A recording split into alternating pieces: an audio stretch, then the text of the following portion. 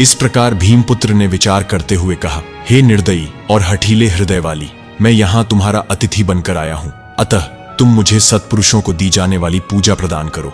हिडंबी के पुत्र की बातें सुनकर कामकटंकटा उसके सुंदर स्वरूप को देखकर आश्चर्यचकित हो गई और वह ये सोचने लगती है कि धिक्कार है मुझ पर, क्योंकि ऐसी शर्त मैंने पहले ही तय कर दी थी। यदि यह शर्त पहले न रखी गई होती तो यह पुरुष मेरा पति बन जाता। ऐसा सोचकर उसने भीमपुत्र से कहा, हे सज्जन, तुम व्यर्थ ही आए हो, जीवित लौट जाओ और सुखपूर्वक रहो, अथवा यदि तुम मुझसे प्रेम करते हो तो शीघ्र ही कोई कथा सुनाओ। यदि तुम कथा सुनाकर मुझे संदेह में डाल दोगे तो मैं तुम्हारे वश में हो जाऊंगी, अन्यथा तुम मेरे द्वारा मारे जाओगे और चिरनिद्रा में सो जाओगे।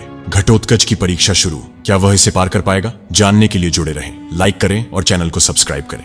कामकटंकटा देवी ने कहा, उसे जल्दी से अंदर आने दो, तुम क्यों देर कर रहे हो? शायद किस्मत से मेरी शर्त पूरी हो जाए।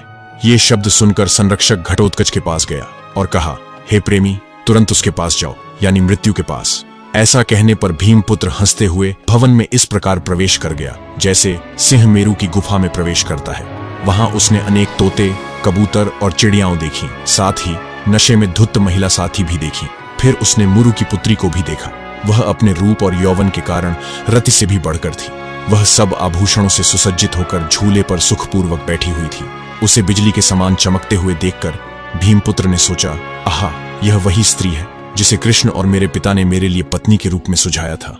यह स्वाभाविक ही है कि इस स्त्री के कारण पहले अनेक प्रेमी मृत्यु को प्राप्त हुए हैं। सिंह की तरह आया, लेकिन क्या विजेता बनकर जाएगा? जानने के लिए अगला भाग जरूर देखें, लाइक करें और चैनल को सब्सक्राइब करें। जब उसने ये शब्द कहे तब घटोत्कच ने उन्हें ध्यानपूर्वक देखा, कृष्ण का स्मरण किया और कथा को आरंभ करते हुए कहते हैं कि एक युवक अपनी पत्नी के साथ भोग विलास में मग्न था। उसकी पत्नी ने एक कन्या को जन्म दिया। पत्नी की मृत्यु के बाद उस युवक ने अपनी पुत्री का लालन पालन किया।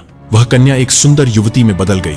उसकी देह सुडौल थी, कमर और वक्ष सुंदरता से चमकते थे और उसका चेहरा कमल के समान खिल रहा था। उस समय युवक का मन वासना से भर गया। उसने अपनी पुत्री को गले लगाते हुए कहा, तुम मेरे पड़ोसी की बेटी हो, तुम्हें मैंने अपनी पत्नी बनने के लिए पाला है।